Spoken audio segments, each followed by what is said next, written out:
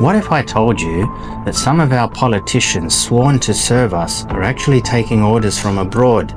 Have you ever wondered why politicians in the West seem to be reading from the same script when it comes to supporting Israel? And I will always ensure Israel has the ability to defend itself. Nobody's done what I've done for Israel. What we want to do is to reiterate the call that we have. Israel, of course, has a right to defend itself.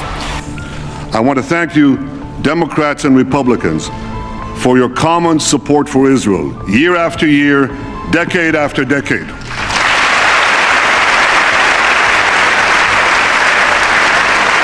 It's puzzling, especially when Israel is facing serious allegations of human rights violations from the ICC and ICJ, all while enjoying unwavering support of US weapons and funding. It's enough to make anyone scratch their heads in disbelief. It's like they're all in a contest to be Israel's #1 favorite. Trump and Harris, both of them are competing for who's Israel's favorite bitch. To understand this strange loyalty, let's dive into the powerful Israeli lobby AIPAC. They've really mastered the art of political persuasion. It's almost like when Israel says jump, our politicians are the first to ask how high. I can't even put this in too strong a terms. I'll say AIPAC owns the U.S. Congress. Well, hello, AIPAC. What a remarkable crowd. It is wonderful to be here and see so many friends. Being for Israel first, that does not mean you're putting America second. Carter's advocating for full autonomy for Palestine at the Camp David talks caused the Israel lobby to withdraw its support of Carter, and that might have cost him his presidency. And I have Republicans who come to me and say, that's wrong what AIPAC is doing to you. Let me talk to my AIPAC person. By the way, everybody but me has an AIPAC person. What does that mean, an AIPAC person? It's like your babysitter, your AIPAC babysitter, who is always talking to you for AIPAC. And every member has something like this? I don't know how it works on the Democrat side, but that's how it works on the Republican side. You see, Israel is grappling with a massive problem in trying to maintain a settler colonial state in a world that's trying to move past colonialism. While the US and Australia colonized their lands long ago, during a time when colonization was widespread across the globe, Israel emerged as a settler colonial project at a time when the global community was pushing for justice and human rights. Israel was founded in 1948, the same year that the UN declared human rights for all. Talk about bad timing.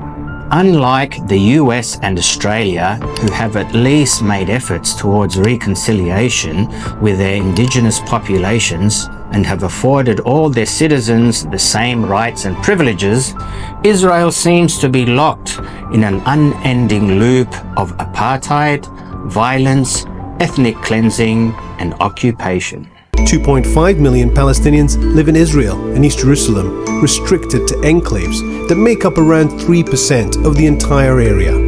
3 million Palestinians live in the occupied West Bank, but are only allowed to access 40% of the land to live and work. The rest of the area is for the Jewish Israeli settlers only. 2 million are trapped in the Gaza Strip, one of the most densely populated areas in the world. Fragmentation of the Palestinian society and the dispossession of their lands are key pillars of Israel's apartheid system to maintain domination and control. To keep its actions under wraps, Israel relies heavily on the diplomatic cover provided by Western politicians. It's like having a loyal support crew always on standby. This enables them to shape public perception, crafting a narrative that often overshadows the truth. I reaffirm my strong support for Israel's right to defend itself. Israel, of course, has a right to defend itself. We're clear that Israel has the right to defend itself. Israel has a right to defend itself. Enter AIPAC and its counterparts around the world. In Australia, we have AJAC, Australia, Israel and Jewish Affairs Council. ZFA, Zionist Federation of Australia, and JNF, Jewish National Fund, to name a few, who have embedded themselves within major political parties like deep roots of a gum tree. In his book Diary of a Foreign Minister, former Australian Foreign Minister Bob Carr gives us a behind-the-scenes look of how Melbourne's Zionist lobby works, pressuring, charming, and yes, even intimidating politicians to align with their agenda. A prime example of how influence can shift viewpoints with remarkable ease. He claims that funding from the Israel lobby has influenced foreign policy decisions of elected officials. He suggests that his former Labor colleagues prioritised Israeli interests over Australia's. Now that's getting your priorities mixed up. The strongest criticism of all in the book is aimed at the Melbourne Jewish lobby. Now, there are lobby groups for every cause under the sun. What's wrong with the way that group operates? What I've done is to spell out how the extremely conservative instincts of the pro-Israel lobby in Melbourne was exercised through the then Prime Minister's office. And I speak as someone who was in agreement with Julia Gillard's agenda on everything else. But I got to say, on this one, I found it very frustrating that we couldn't issue, for example, a routine expression of concern about the spread of Israeli settlements on the West Bank, going up on land that everyone regards as part of a future Palestinian state. You're saying that the Melbourne Jewish lobby had a direct impact on foreign policy as it was operated from inside Julia Gillard's cabinet? Yeah, I would call it the Israeli lobby. I think that's important. But certainly they enjoyed extraordinary influence. I had to resist it, and my book tells the story of that resistance. Mr. Carr also recalls a conversation with former Prime Minister Kevin Rudd, who mentioned that around 20% of the money he raised during the 2007 election campaign came from the Jewish community. Additionally, there's donations from major corporations with ties to Israel or pro-Zionist causes. Australians deserve to know who's funding political parties, even if the parties don't want them to, especially if they don't want them to. The major parties don't want you to know who's funding them. That doesn't pass the pub test. What have they got to hide? You deserve to know who is buying political influence in this place. And then there's Rupert Murdoch, possibly the most powerful supporter of Israel in Australia. Do you condemn Rupert Murdoch? What's it got to do with me? This here, this has never been shown on British media. This is a letter from Netanyahu's political office. It is a list of individuals that Netanyahu considered to be funders of his political campaign. There is a name on this list. The name is Rupert Murdoch. Your employer. You know what, Loki? It seems he funded Benjamin Netanyahu. That's an issue.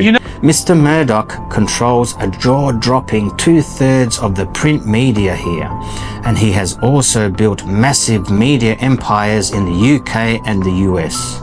With such dominance, he wields immense power to shape public opinion, expertly packaging pro-Israeli narratives to be consumed by the masses. Murdoch's Sky News has a reputation for pro-Israel propaganda. Former Prime Minister Kevin Rudd even called for a royal commission to investigate what he refers to as Murdoch's media monopoly. This dominance means we often hear just one side of the story, with Murdoch calling the shots on the tone and content of our news. And probably the uncomfortable truth in this building is that everyone's frightened of Murdoch. They really are. There's a culture of fear across the country. And the fear is rationally based.